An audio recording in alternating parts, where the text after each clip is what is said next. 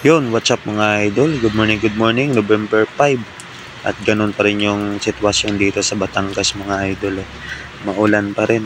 At dahil dyan mga idol, nako, yung sinampay namin, ayan, tampak na sa labas hanggang sa loob. Yung iba, pinutukan na lang ng ceiling fan namin. Kaya ito, kanya-kanya na lang kaming diskarte dito mga idol. Kasi nga, 1 week na suspended yung trabaho namin, pati yung brief namin dito. Hindi na namin malaman kung ano yung amoy.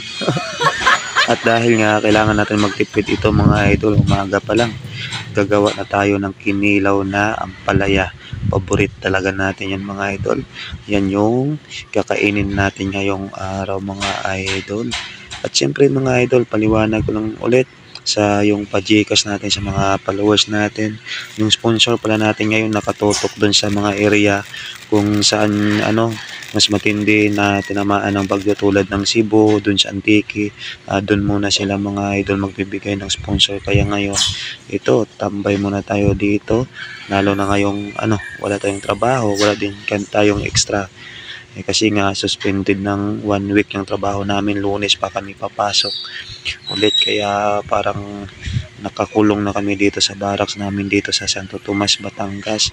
At yung masama pa doon, mayroon na namang isang bagyo na papasok dito sa Philippine area natin at tutumbukin daw ito yung Luzon, kaya mahirap talaga. Dito pa naman kami ngayon sa Luzon area. Paano na yan, suspended ng 1 week ang trabaho namin, tapos dagdagan na naman ng 1 week suspended next week. Nako, sana wag naman mga idol, kasi napakahirap naman bay dito, lalo na malayo sa pamilya, may bagyo pa, napaka-boring dito sa barracks, lalo pang wala kang income dito mga idol. Kaya diskartehan na lang muna mga idol, kailangan natin magtipid mga idol.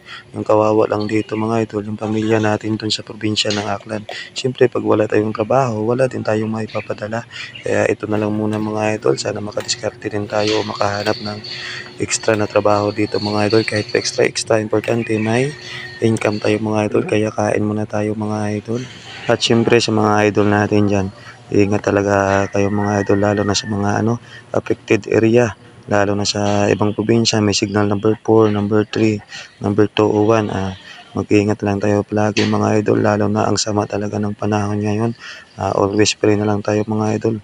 Unahin natin yung mga sarili nating buhay, yung pamilya natin, bago yung mga material na bagay natin o mga kagamitan natin dyan. Hayaan nyo na yan, lalo na yung mga dyan, mapibili din natin ulit yan. Yung isipin natin yung buhay natin mga idol.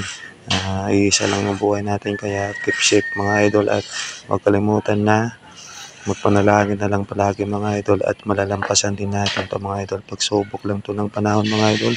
Kaya hanggang dito na lang yung video natin mga idol. Thank you talaga sa patuloy niyo suporta, and God bless all.